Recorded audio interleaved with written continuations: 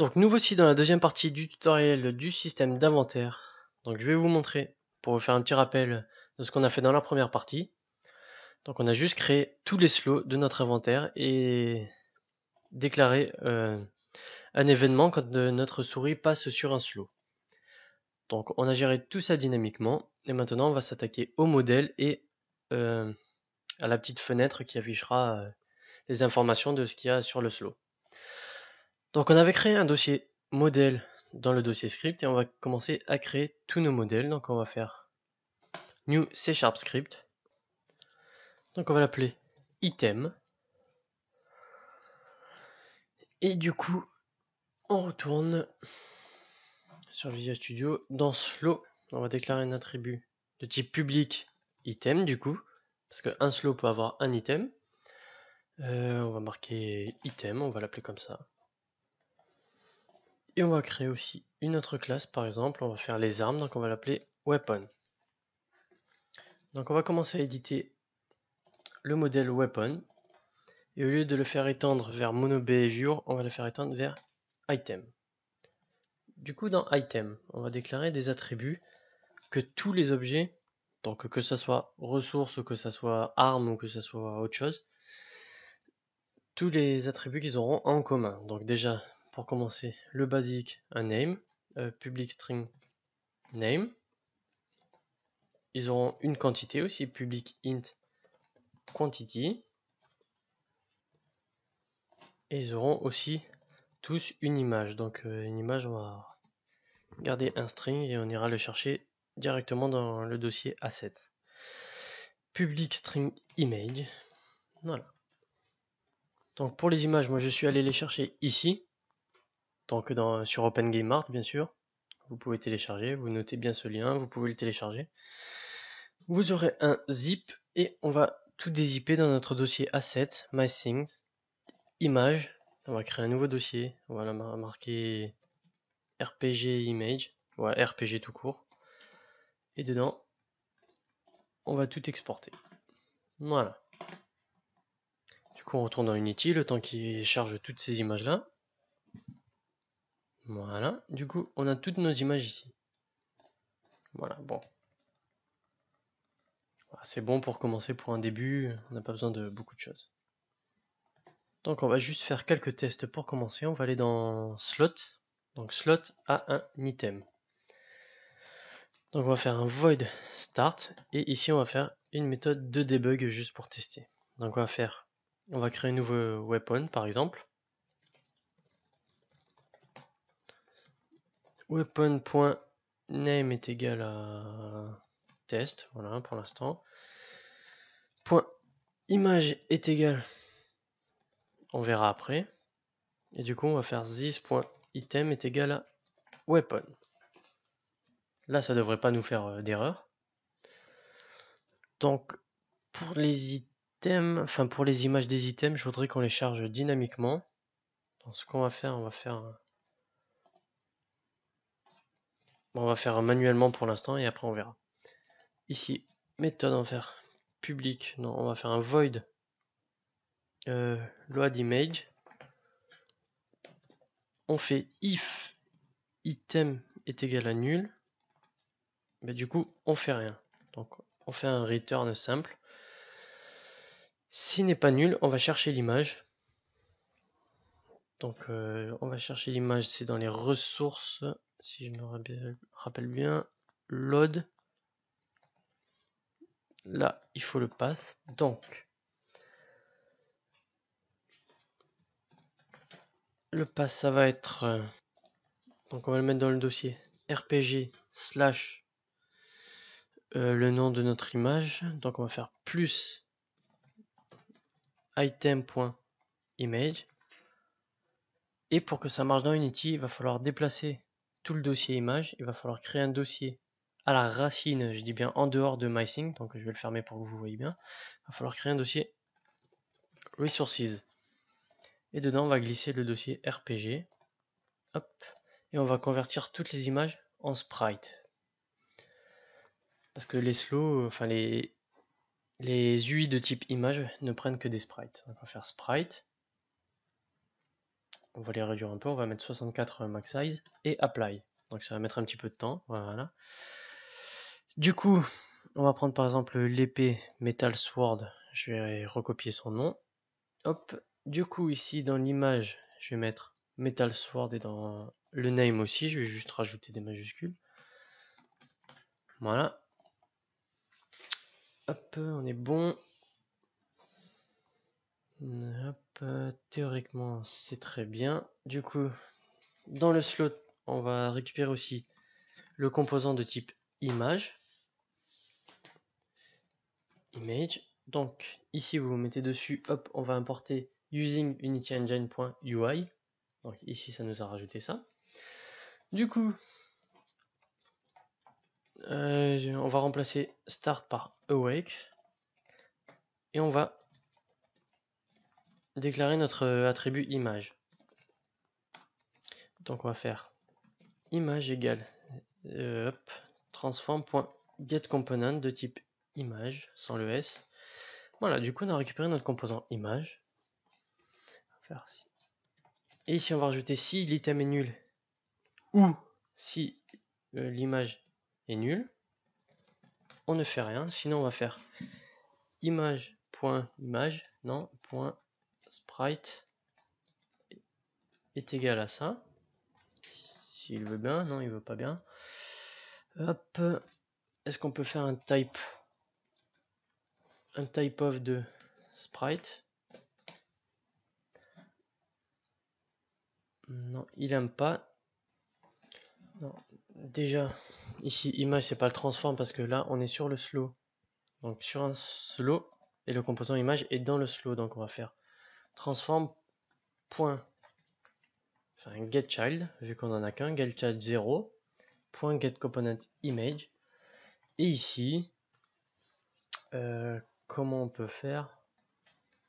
Donc, on va le faire autrement. On va faire ressource.load.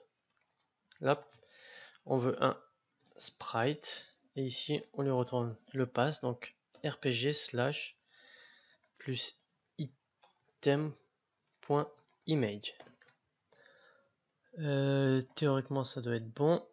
Et ici, il va falloir rajouter le load image. Donc, c'est vraiment pour tester cette fois-ci. Alors, est-ce qu'on a notre image sur le slow? Pas encore. Donc, on va retourner là. Donc là, je vais enlever le this. Je vais aller dans la classe item. Hop, je vais enlever monoBehavior. Parce qu'on n'a pas besoin. Ce ne sera pas des classes qui permettront de modifier un objet à l'écran, enfin sur la scène, etc. Du coup, ça devrait marcher. Hop. Voilà, on a bien nos éléments à l'écran. Et maintenant, on va essayer de faire le hover. Donc, une fois qu'on a la souris dessus, ça va nous ouvrir une petite fenêtre avec marqué épée, etc. Donc, on va retourner dans slot et on va ici dans le Mass Hunter show item information. Voilà. Donc maintenant, on va réaliser notre petite fenêtre d'information. Donc, hop, on va fermer tout ça. Voilà. Donc, on va faire une nouvelle fenêtre. On va faire create. Hop, on va sélectionner le canevas. Create UI. Pareil, on va faire un petit panel. Hop, panel. On va le réduire. Alors, on va faire une petite fenêtre simple pour l'instant. On va marquer item informations. Et dedans, on va ajouter juste un texte pour l'instant. Un texte basique. Hop, on va le mettre en 0,0. Voilà, on va le centrer. Bon, pour l'instant, on va faire juste ça. Ce sera un début. New text, on le vire. Item information. Je suis en train de réfléchir comment on va le faire apparaître. Donc déjà, on va le centrer juste pour tester. Hop, 0,0. Je vais enlever un peu de transparence en cliquant sur Color et en augmentant un peu la valeur de l'alpha. Voilà, histoire que ça fasse une petite différence de couleur. Bah, je mets carrément à 255. Item information, je vais glisser pareil dans les préfabs. Hop, du coup dans préfab, je vois que j'ai trop d'objets. de type UI, donc je crée un dossier nommé UI, je glisse mes objets de type UI dedans. Voilà, je peux item information, je peux le supprimer. Maintenant, dans notre script slow, on va rajouter un attribut de type public aussi. Donc public GameObject, et on va récupérer ce préfab d'information. Donc on va marquer information prefab. Hop. Du coup, on clique sur notre slow en attendant que Unity synchronise notre script. Voilà. Et on glisse item information dedans. Du coup, ici mouse enter. Mouse enter, on va commencer pardon, excusez-moi, à instancier notre prefab. Donc on va faire instantiate information prefab. On va faire vecteur 3. Hop. Vecteur 3.0 quaternion.identity. Et on va le récupérer en tant que GameObject aussi. Tout pareil. GameObject information. Voilà. Informations. Du coup, toujours la petite protection, on va tester si notre prefab, enfin notre attribut informations prefab est égal à nul. Si c'est le cas, ben on va faire un debug.log error plutôt. Hop. Voilà. Toujours afin d'éviter les bugs, comme ça on sait d'où vient le problème si jamais il y a un problème. Le print, on va l'enlever, on laisse quand même le petit commentaire. Donc du coup, on a instancié notre information prefab, il va falloir modifier le texte à l'intérieur. Donc on retourne dans notre item information. On a un objet de texte, on va le renommer en... Ici, on va le renommer en item name. Est-ce qu'il a voulu le modifier? Non. Voilà, item name. Du coup, on va récupérer ce texte. Donc, c'est un composant de type texte. On va marquer item name est égal à informations.getComponent de type texte. Item name. Maintenant, on va lui setter le texte. Item name.text sera égal à item.name. Théoriquement, ça devrait nous afficher ce qu'on veut. Par contre, va falloir détruire aussi l'information prefab parce que ça va le créer à chaque fois. Donc pour éviter ça, on va déclarer l'objet information tout en haut en attribut en type privé. Private GameObject information. Du coup, on enlève le GameObject ici, voilà.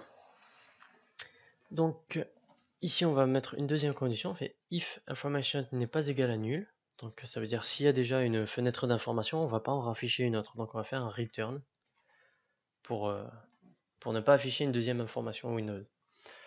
Du coup, il va falloir gérer aussi l'événement. Là, on a mouse enter. On va devoir avoir mouse exit ou un truc comme ça. Donc on va faire public void mouse exit. Et on va faire tout simplement, on va destroy le information. Mais on va faire aussi une condition parce que sinon ça va nous planter. Donc on va faire if information est égal à nul. On fait un return. Voilà. Donc, si l'information est déjà nulle, on va pas le supprimer, mais on va directement arrêter la fonction. Sinon, on va le détruire. Voilà, mouse exit. Donc, on va devoir gérer le deuxième événement. Donc, on va aller dans slot et on va déclarer un nouvel événement ici. Hop, on le redéclare lui-même. Non, je me suis trompé. Moins. Ici, on va faire add new. Donc, c'est pointer exit. Hop. Là, on lui passe lui-même. No function, on va prendre slow mouse exit. Et ça va exécuter cette méthode-là. Donc, on va reprendre le commentaire de là. On le met ici. Mouse exit. Voilà. Donc, du coup, je vais réorganiser les régions. End région. Région other pour l'instant. Et ici, région, je vais marquer event. Mouse event. Voilà. Comme ça, on pourra tout ranger. Ici, on peut réduire. Hop. Et si on veut que les événements de la souris, hop, on ouvre ça. Donc, théoriquement, ça devrait fonctionner. On va essayer. Je ne sais pas du tout, mais je pense que c'est pas mal. Tant que ça synchronise, c'est bon. Hop. Alors, normalement, je mets la souris sur le premier slow. Ça devrait nous afficher la petite fenêtre avec le nom de l'objet. Donc, il y a un problème. Donc, ah oui, ici, information, on essaie de guetter le composant texte, mais en fait, c'est pas information qu'il a, mais c'est son enfant. Donc, on va faire comme tout à l'heure, getChild, information.transform.getChild 0, parce qu'il n'y en a qu'un, mais comme il y en aura plusieurs plus tard, donc on va pas faire ça. On va faire un findChild. On va l'appeler item name. Normalement, c'est comme ça qu'on l'a nommé. On va vérifier item information item name. Get composant text. Et on va sécuriser un peu le truc. On va faire if item name n'est pas égal à nul. Si c'est le cas, on modifie le texte. Donc, on tente une nouvelle fois. Jusque là, tout va bien. Je mets la souris. Hop. Ça m'a créé l'item information dans la hiérarchie tout en haut. Vous pouvez le voir. Je ne peux pas enlever la souris. Et si j'enlève, ça devrait le détruire. Voilà, ça l'a détruit, donc ça marche plutôt pas mal. Cependant, on a oublié de mettre l'item information dans le canevas. Donc on va faire information.transform.parent est égal au canevas. Donc comment récupérer le canevas? On va aller dans notre script global et on va déclarer nos objets. On va faire public GameObject, hop, statique avant, GameObject canvas. Dans le void awake, dans le awake qui s'exécute avant la méthode start, on va faire canvas est égal à GameObject avec un G majuscule .find et on va chercher l'objet canvas. Même on va le renommer parce que canvas c'est pas bien, on va marquer inventory canvas parce que peut-être qu'on aura plusieurs plus tard. Donc hop, canvas on le modifie avec inventory canvas et on retourne dans notre slow et ici son parent ce sera global.canvas, mais on va le modifier également. Ici ce sera inventory canvas avec un i minuscule. On clique sur la petite flèche rouge, hop, renommer canvas en inventory canvas et ça change toutes les instances qu'il avait avant. Du coup on a toujours notre petite erreur parce qu'il nous faut un transform et on a récupéré un GameObject, on va faire .transform. Théoriquement tout est bon. Donc on fait play.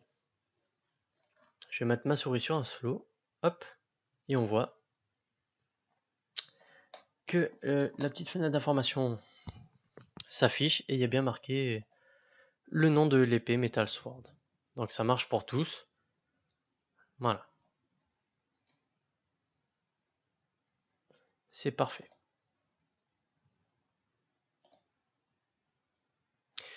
Ok, maintenant il va falloir le placer. Et je vais essayer de le placer. Ce qui serait bien, c'est de le placer au niveau de la souris. Donc on va tenter ça. Donc on va chercher le rect transform de notre information. Donc je vais faire un peu du propre. Change text. Et avant, on va faire change position. Donc on va récupérer le rect transform que l'on va appeler rect transform tant qu'à faire. Ça sera égal à information form égale information.getComponent de type rect transform et là on va faire rect transform.local position est égal à new vector 3. On va mettre 0 0 0 pour commencer et on va essayer de récupérer la position de la souris par rapport à l'écran. On va faire mieux que ça, on va mettre ce petit panneau d'information à la même position que le slow sélectionné. Donc pour ce faire, on va enlever le new vector 3, on va faire juste transform.position. Et on va devoir modifier la position, donc plus new vector 3 0 0 0 pour l'instant, on va voir. Donc admettons que l'on ait un slow, on va simuler pour voir la position. Donc on a un slow ici par exemple en position 0 0 0. On a un item information en position 0 0 0 aussi. Donc je vais modifier sa transparence pour qu'on puisse voir les deux dans un premier temps. Donc si j'ai la souris sur ce slow à 0 0 0, le panneau d'information sera comme ça, enfin à cette position là. Or moi je le veux par exemple ici en bas à droite. Donc la position X et la position Y, je les ai ici, donc on va les renseigner dans l'attribut, enfin la classe slow. On va faire un public vector 3 information position. Du coup dans notre objet slow, on va mettre 152.5, on va laisser ce qu'il y avait. Donc dans slow en X 152.5 et en Y moins 88.5. Hop, moins 88.5. Donc on va tenter en supprimant ces deux objets. Alors je mets la souris, hop, et on voit qu'il y a un petit souci parce qu'ici je n'ai pas mis information position, je ne l'ai pas modifié avec le new vector 3.